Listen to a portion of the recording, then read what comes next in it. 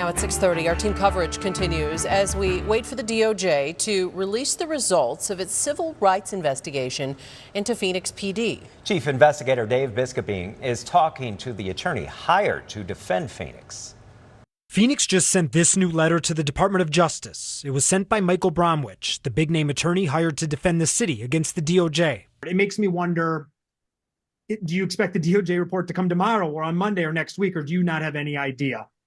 As we said in the letter, we don't have any idea. Now, Phoenix hired Bromwich because he used to be one of the DOJ's top officials. In fact, he was the Inspector General. And in his letter, Bromwich is asking the feds to not seek what's called a consent decree, enforce Phoenix into court oversight. What we're concerned about is putting reforms in the hands of an independent monitoring team and a federal judge who may have no experience in law enforcement matters or civil rights matters.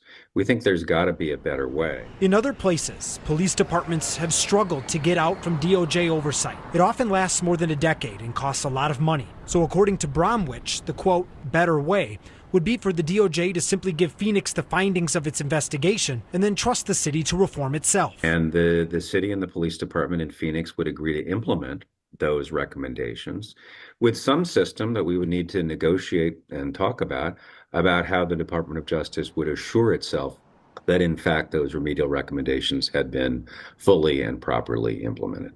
As proof of the city's good faith, Bromwich sent the DOJ a 50-page report outlining all of the things the city says it's fixed and is changing. Phoenix also released the report for the public. To get a different take on the new report and letter, we sent it to Jared Keenan with ACLU Arizona. It's a pretty wild and audacious ask for the city. They could have changed these things years ago, and they chose not to. And now they're trying to get ahead of a DOJ report that's likely to be very bad for the Phoenix police. Keenan calls Phoenix's self-issued reform report a whitewash. So you think this is a preemptive PR stunt? Yes, I think it's a preemptive PR stunt. As an example, he specifically pointed to this section. It's titled, PPD has at times fallen short in its treatment of protesters and police protests. It discusses two major scandals. One, where officers created a hate speech-inspired challenge coin to celebrate shooting a protester in the groin. And the second, when officers worked with prosecutors to invent a fake gang and then charge protesters as members. In our investigation, we exposed officers lied to a grand jury in that fake gang case, testifying this group of demonstrators was like the Bloods, Crips, and Hells Angels. Phoenix's new report doesn't mention any of that, but says generally the shortcomings have significantly guided PPD's reform efforts. A shortcoming, when really it was one of the most egregious abuses of power that one can imagine. Now back to Bromwich and his letter. It states Phoenix is still bothered that the DOJ won't share an advanced copy of its final investigative report. Bromwich says the city just wants a chance to correct any factual inaccuracies that may be in it. And the fact that they wouldn't agree to that is troubling. Do you think that they would make factual errors? I mean, that's assuming that there would be mistakes. Look, we're all human. Everybody makes mistakes. They have made mistakes in other jurisdictions.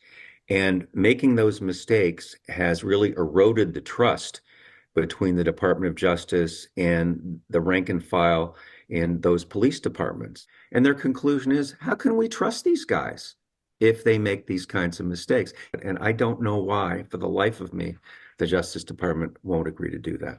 Understood. I mean, one thing that I actually see in this report that you guys put out, I mean, there are some mistakes about the protest stuff. It said 15 individuals were arrested. There was 18. And then weeks later, they were charged as members of a street gang. It was 10 days later. And it also, grossly minimizes the role of Phoenix officers in how that all happened. So, I mean, doesn't it kind of cut both ways there? Well, we all make mistakes. We all make mistakes. And if we have made mistakes, we welcome your suggestions on how to correct them.